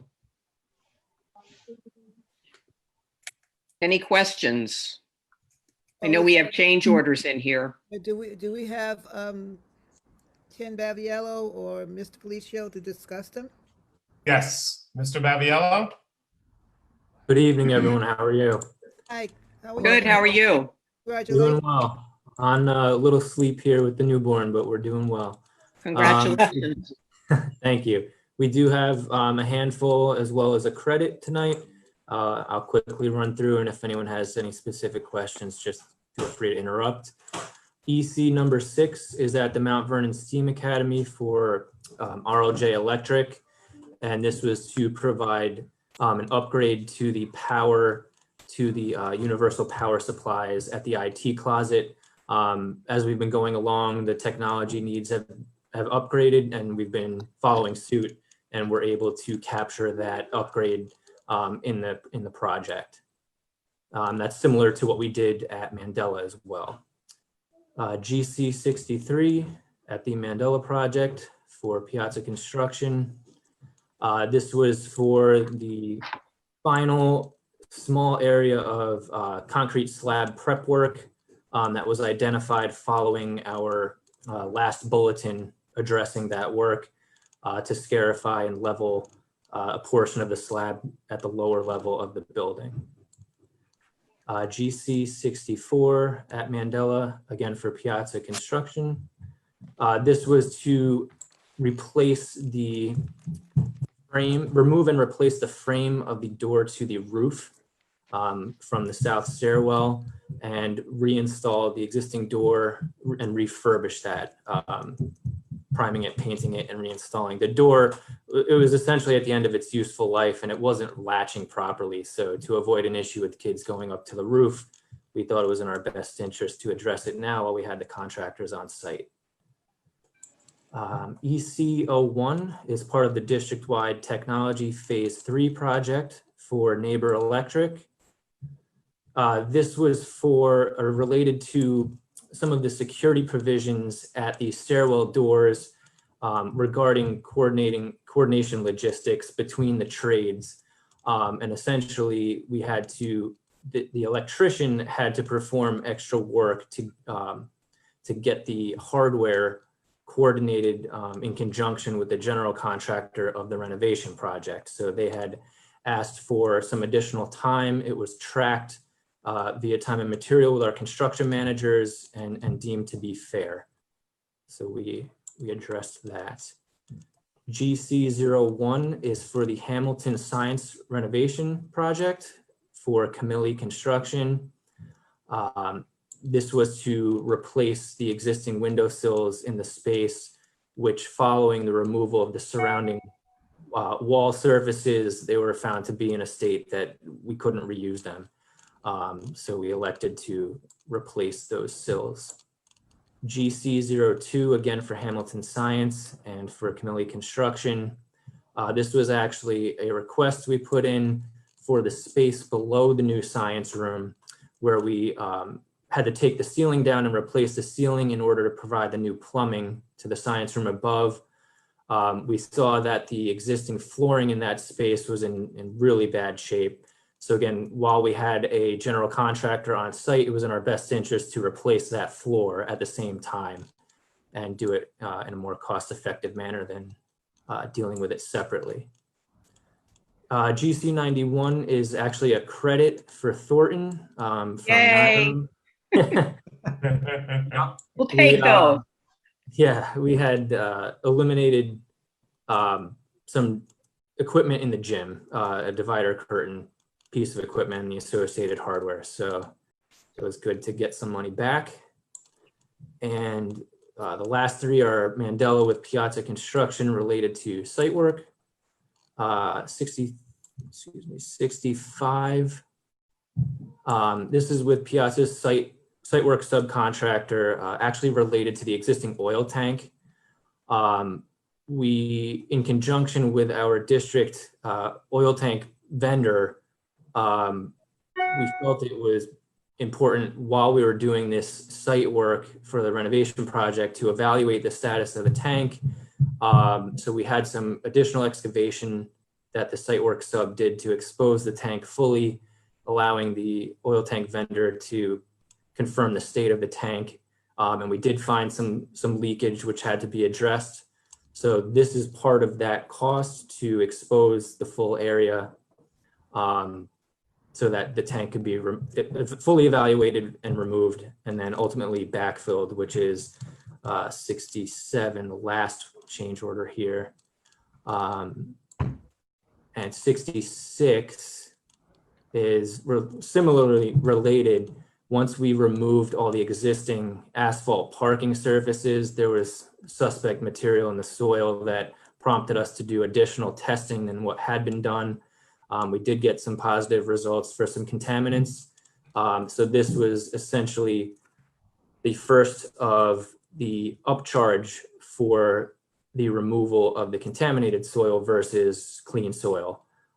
There's always a difference in cost when you're bringing clean fill to a yard versus contaminated fill. It has to be dealt differently. We are expecting a couple additional change orders related to this as they continued doing that site work. There was more material that we did additional testing on and did have an upcharge for that removal fee. So in our contingency summary spreadsheets that you guys receive, we already have those estimates factored in.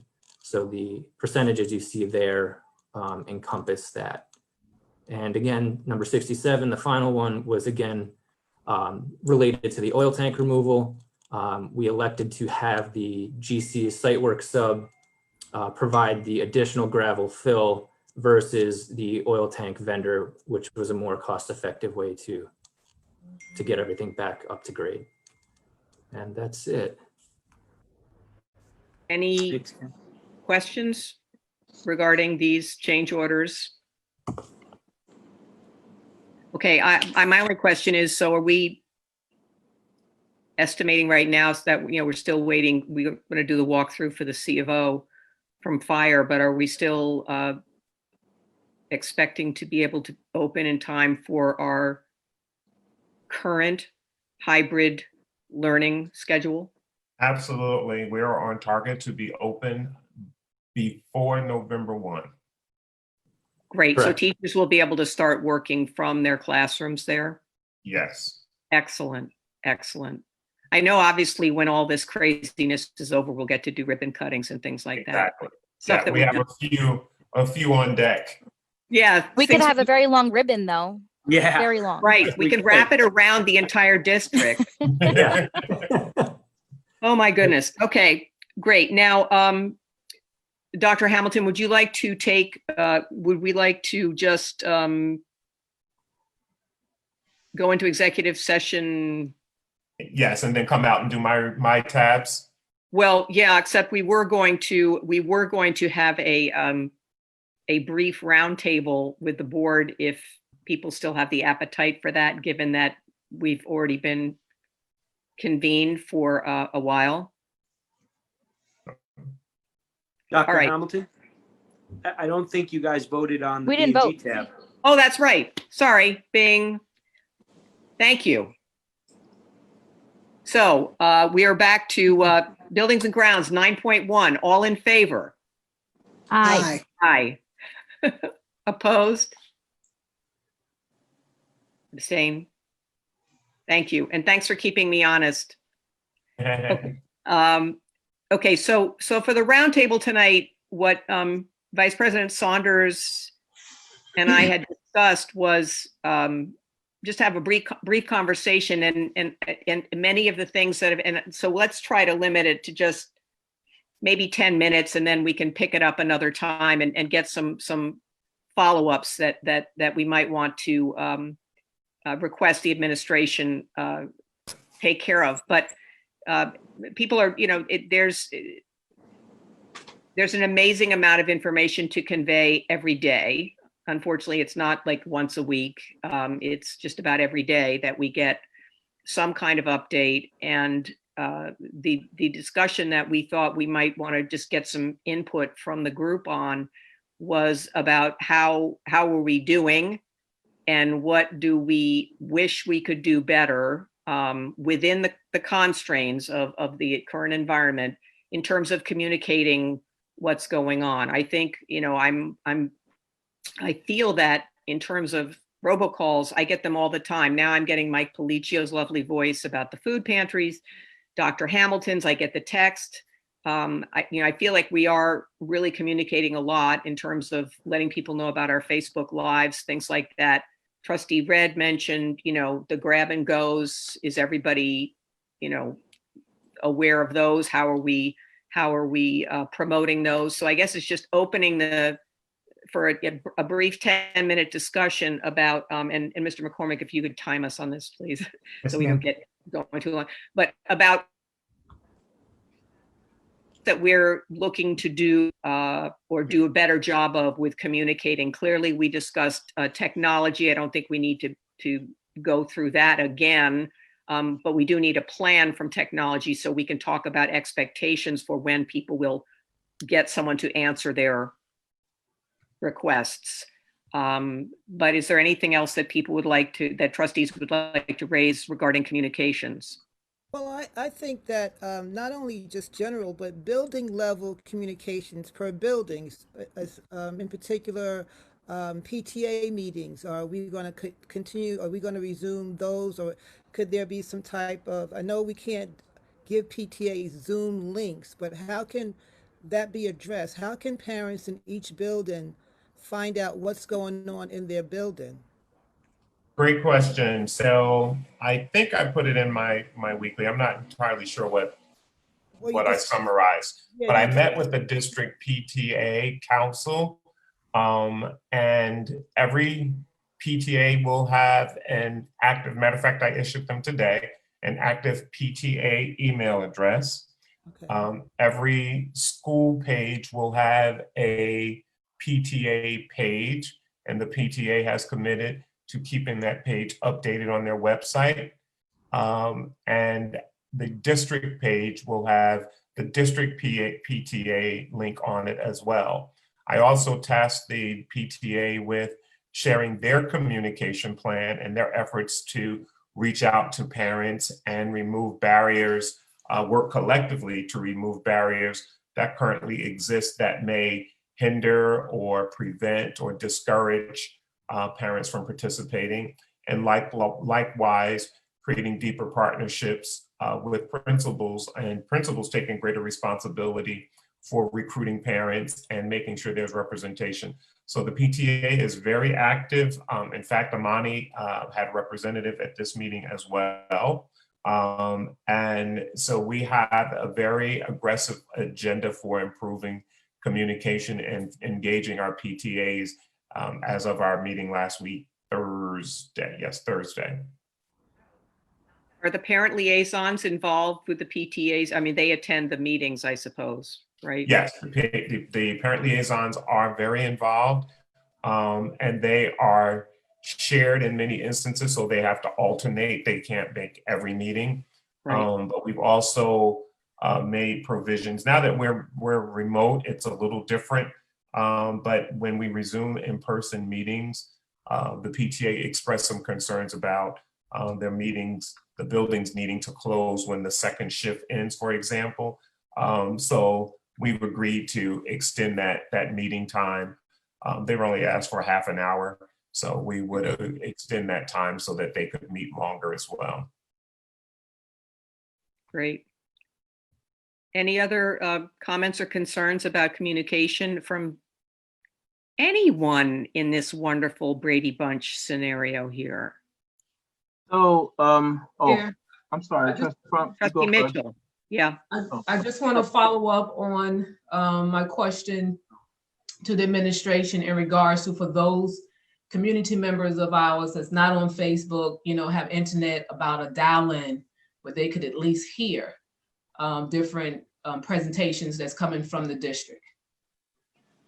have we looked into that anymore? That was going to be looked into. Yes, we did talk about that. I don't know, Rick, I don't know if you communicated that to Joe McGrath or not, for dial-in access for those who can't Zoom. I'm sorry, I did not. Okay, Right, so well, I guess we could put that on the to-do follow-up list for our community members who can access, because we do have some. Okay. Trustee Mitchell? Yeah, I just wanted to, we were talking about PTAs, and I know one of my buildings is homeschool, and homeschool has had a very strong PTA. They've been really keeping things together as tightly as they can. But they are desperately in need of volunteers right now to man the three main positions, the president and the treasurer, as well as the secretary. So any of our parents on right now, and I mean, not just for homeschool in general, but for all our schools, we really hope that we can get parents to volunteer. Our schools need PTAs. They all need PTAs. They need we need parent liaisons. I'm hoping that our parent liaisons, I'm challenging them to, communicate with our parents in our schools and, ask them who would be able to volunteer. Your school needs a PTA for different reasons. It's not just to raise funds.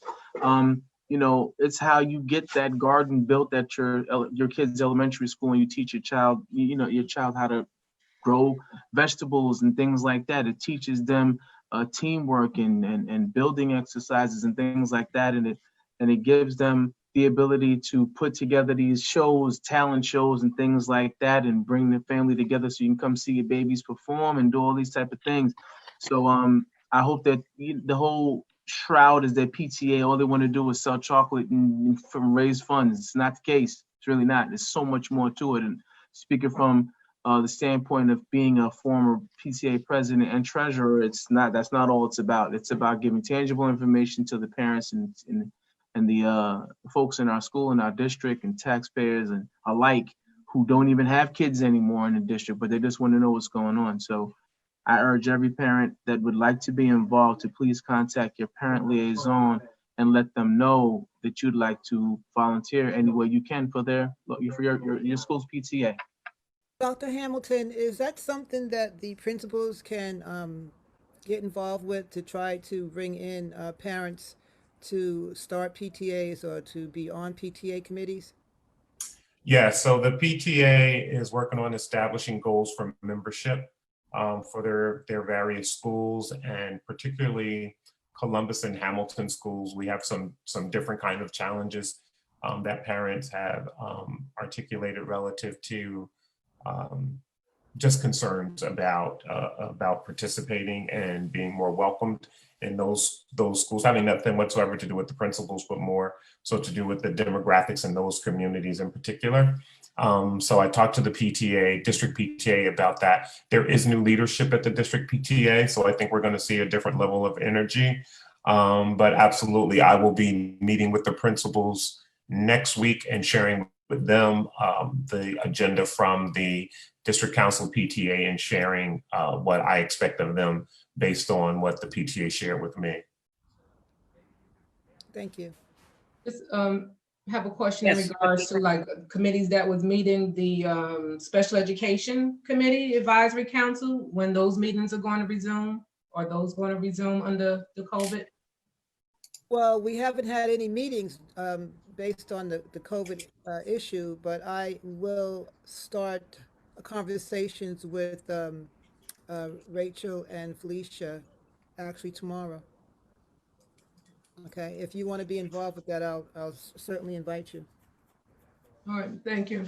You're welcome. I just had an inquiry. Okay, and per our meeting that we had, our very successful, I think, retreat that we had, we know we've reviewed our protocols, and just to make it clear to the community that trustees, if you have issues at a building level or a committee level or what have you, you are to reach out. Your first line of inquiry is to the building principals. So go to your building first with any questions, And if you don't get satisfaction, first with your teacher, then with your administrator, then with your principal, then you can obviously escalate. But we would appreciate, instead of, trustees always want to hear from you, but we need you to put things that are serious questions and concerns in writing, and send them to us at the Board of Education at central office, so that we have a record of things that the community is concerned about. It's asking about unresolved questions, etc. So we welcome your inquiries, but we want to make sure they go through the appropriate channels so that they can be managed as efficiently as possible.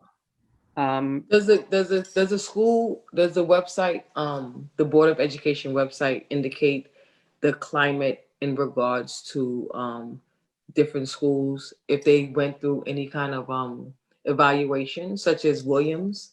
Does it indicate what the climate stipulates right now? We are doing climate surveys that I am sending to schools in groups. So we just got the results from the first group, and I think there were 4 schools in that particular climate survey. Matter of fact, I got the results today that I haven't had a chance to review, but I will share those results with you after I've had a chance to review them, and then we'll distribute them to the next group. So I think I have them scheduled in 4 different groups in total, and we will have completed the whole district. And then we will repeat that same climate survey in the spring, and principals will measure their progress or not based on that data. Dr. Hamilton, can you explain to the listeners what a climate survey, yes, briefly what it sure. includes? So a climate survey is an opportunity for our public, in this instance, our parents and our teachers, to provide their assessment. There's a series of questions, and at the end, there's an open-ended question or an opportunity for an open-ended response to just reflect on, share with me, because these surveys come directly to me, not to the building principal, although I will be sharing the results with the building principal. But the survey comes from me, and it's about what your experiences are in your buildings. What do you feel about the vision being clear? What do you feel about whether or not the service that you expect is being provided adequately? It's an opportunity not to beat anybody up, but to just share anonymous, clear, concise feedback that will help us improve our district. Great. Thank you. I understand. Can I ask one question? How often is the website updated? Rick, I don't know, what's your schedule for updating the website? The website is updated almost on a daily basis with information that we get in from schools and from Dr. Hamilton's office and from the board meeting. I actually just had Rick take a lot of stuff down because it was getting cluttered, because we're adding so much and not taking old stuff down. It was difficult to navigate, and I was actually getting questions from parents.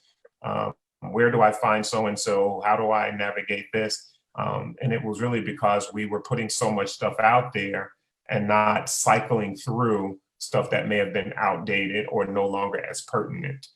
So we do have to exercise better discretion about what we post and making sure that the most relevant information is there. And right now with COVID, there's so much stuff coming out that it simply had just became difficult to navigate.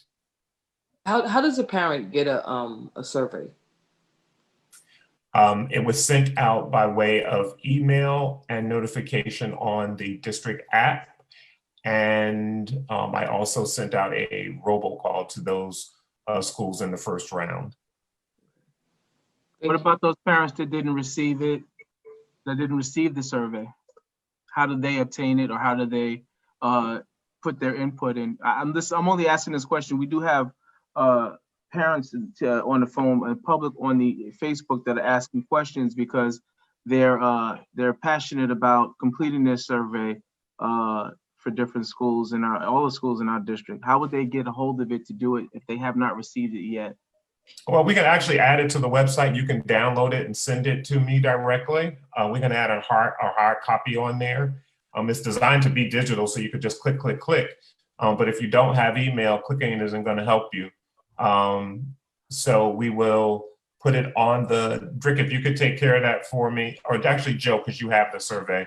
If you could just add the survey on there, and we need to specify, because I need to know which school they go there, the survey is for. So when parents fill it out, the manual document, they will need to specify what school. I don't need their name. I just need them to specify the school so that I can tabulate that data for that particular site. Can you confirm what schools were captured in that first group, Dr. Ham? Edward Williams, Mount Vernon High, Pennington, and Grimes. Dr. Hamilton, is it really confidential if it's in their email? Can someone else go into their email to find what they wrote or said? Um, I don't think that's possible. Joe, on the Oh, technical okay. part of it, I don't think that's possible. But Joe, can you respond to that? No, it's a closed survey. So it's basically a link to a website they fill out and then they hit submit. So it's only available on the browser for a couple seconds while they're entering the data. So it's pretty Okay. secure. How long was this survey open for? It was actually open for 2 weeks. It was only supposed to be open for a week, but it was open for 2 weeks.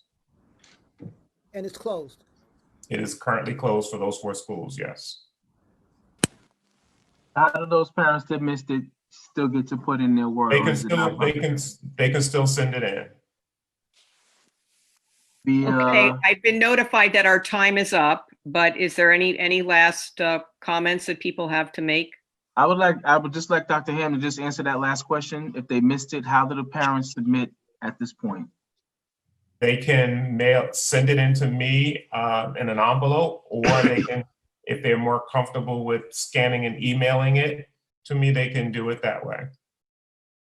Thank you Dr. very much, Hamilton, sir. what's the next round of schools? The next yet? round, I'm not in my office, so I don't have the list in front of me, so I don't want to misspeak. Okay.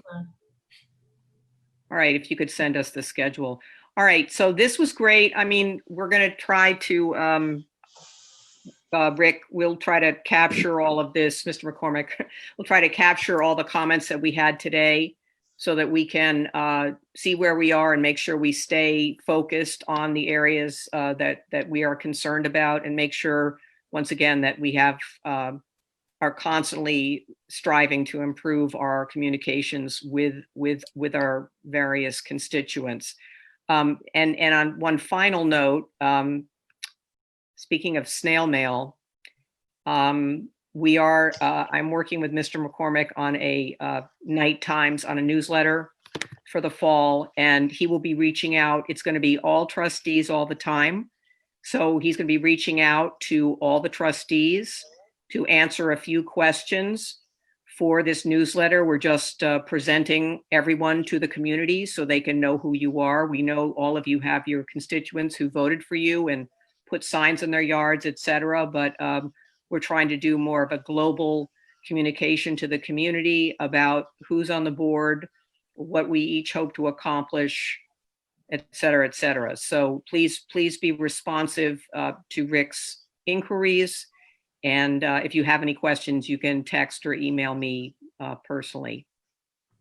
Madam President, when people are sending in questions and while we're on Facebook Live and they're not answered, how do they get answered, or what should they do?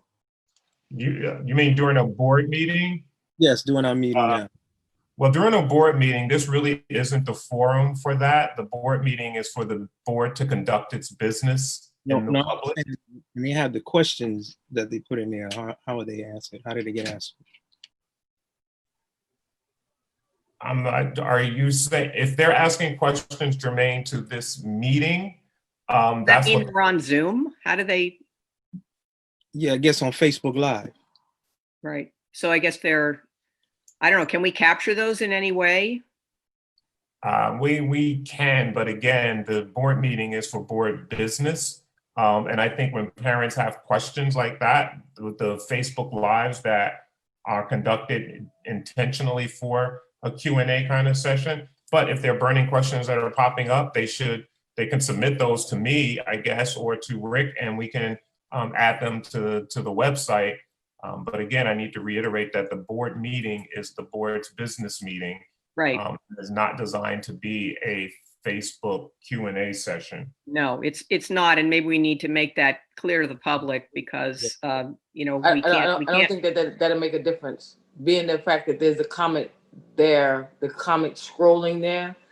Okay. I think that like a human being wise, a Yeah. person will ask a question anyway. So that's why I can understand why Jeff is Yeah. asking, because So we should individuals capture are- that. We should. And it's we a should- good thing when individuals ask questions. I was taught that Absolutely. when you don't know the answer, you ask the question. So that's a good thing that individuals are asking questions.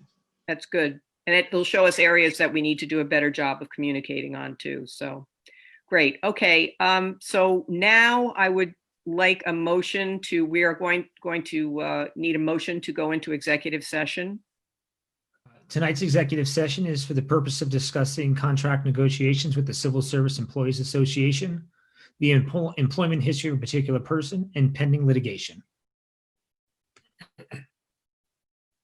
And will there be action to take after this? Quite possibly, yes.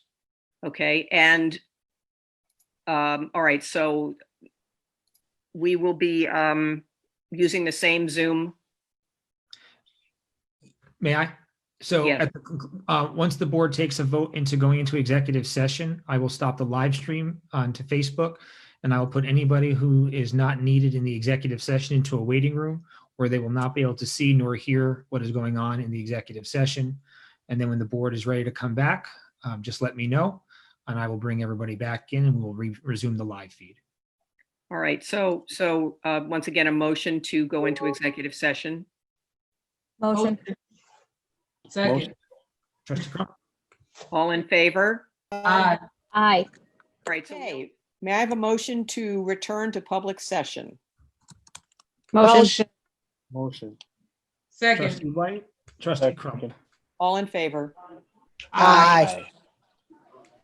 Okay, we have a one final resolution to approve, and that would be Superintendent's Resolution 10.1. May I have a motion? Motion. Trustee Saunders? Second. Trustee Patterson? Any questions or concerns, clarifications? Okay, there being none, all in favor? Aye. Aye. Aye. Opposed? Abstain? Motion carries. May I have a motion to adjourn the meeting? Motion. Motion. Trustee Patterson? Second. Trustee White? All in favor? Aye. Aye. Opposed? Abstain? All right. Thank you, everyone. Thanks for hanging in. See you next time. Good night, everyone. Good night, everybody. everybody. Good night.